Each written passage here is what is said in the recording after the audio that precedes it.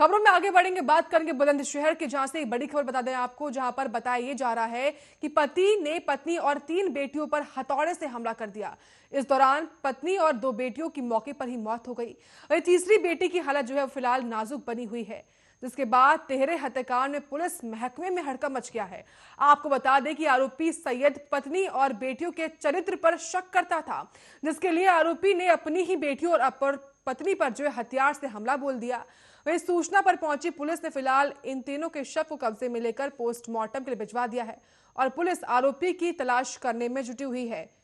तो triple murder से बुलंदशहर में हड़कंप मचा हुआ है, जहां पर पति ने ही जो है अपनी पत्नी और बेटियों पर हथौड़े से हमला बोल दिया, जिसके बाद से आसपास के इलाकों में हड़कंप मचा हुआ है और इस घर के आसपास ग्रामीणों की भारी संख्या जुटी हुई और साथ ही साथ पुलिस जो है फिलहाल इस पूरे मामले में बारीकी से जांच पड़ताल कर रही है कि आखिर क्या वजह रही जो एक पति ने अपनी ही पत्नी और अपनी ही बेटियों की जान ले ली है।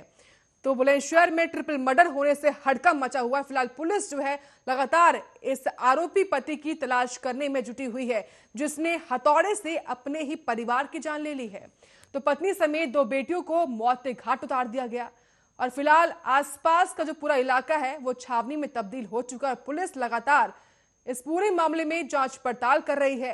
पोस्टमार्टम के लिए सभी के शव को भेजा गया और साथ में जो है जो आरोपी है पति, उसकी भी तलाशी पुलिस द्वारा की जा रही है। तो रिश्तों को शर्मसार कर देने वाली तस्वीरें हैं। ये पूरा मामला है जहां पर एक पति ने ही अपने परिवार की जान ले ली है। के मोहल्ला अंबेडकर नगर में आज एक दुखद घटना हुई है, जिसमें सईद मेंटल नाम के एक व्यक्ति, जिसकी उम्र लगभग 60 वर्ष है, इसके द्वारा अपनी पत्नी सफीला, जिसकी उम्र 50 साल थी, बेटी रजिया और दूसरी बेटी शबाना, रजिया की उम्र 20 साल और शबाना की उम्र 15 वर्ष तथा तीसरी बेटी सुल्ताना, जिसकी उम्र 18 वर्ष है, इन तीनों के सर में रात में हथौड़े से प्रहार किया, जिसमें से पत्नी सफीला, बेटी रजिया और शबाना की मौके पर मृत्यु हो गई है। तीसरी बेटी सुल्ताना घायल अवस्था में है, हॉस्पिटल में है, फिलहाल बातचीत कर रही है। अभियुक्त मौके से भागने में सफल है तथा उसकी गिरफ्तारी के लिए लगातार हम लोग प्रयास।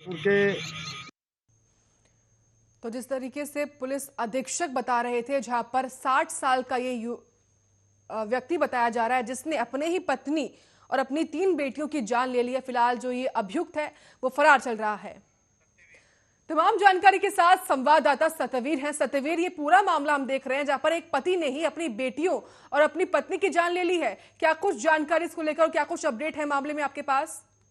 देखिए, बिल्कुल साक्ष्य बता दो। अपडेट की हम बात करते तो जो आरोपी है उसी के बेटे ने जो है पुलिस को जो तहरीर दी है और जो है तहरीर देके जो है कार्रवाई करने की बात कही है। और तो मुख्य आरोपी जो उनका पिता है वो उसके खिलाफ ही उन्होंने जो अपनी तहरीर दी है। उसमें जो है जो एक पत्नी और 2 बेटी के जो हत्या आरोपी है उसी को लेकर जो है तहरीर दे दी है और पुलिस जल्द से जो दबिश देके जो गिरफ्तारी की बात कर रही है।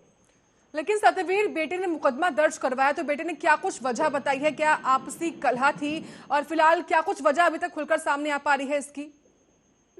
देखिए, बता दूं साक्षी की, जिस तरह से बताया जा रहा है, गांव वाले जो बता रहे हैं और वो बेटे बता रहे हैं कि वो गांव में ही खेतों में काम करने जाते थे, तो जो मजदूरी करने जाते थे तो उनके चरित्र करने के शक था, तो इसी को देखते हुए घर में करने का विवाद हुआ करता था, तो उसी को लेकर जो रात। और यही बताया जा रहा है, गाँव वाले ये भी कह रहे हैं कि जो आरोपी है वो उनका नाम मेंटल रखा गया था, तो कहीं ना कहीं वो मेंटल किस्म के बताए जा रहे हैं, तो उसी को देखते हुए उन्होंने रात जो है हथौड़े से हमला कर दिया, जिसमें जो पत्नी सहित 2 बेटी मौके पर मौत हो गई और एक जो बेटी है वो जिंदगी मौत से जो जूझ रही है। जी बिल्कुल।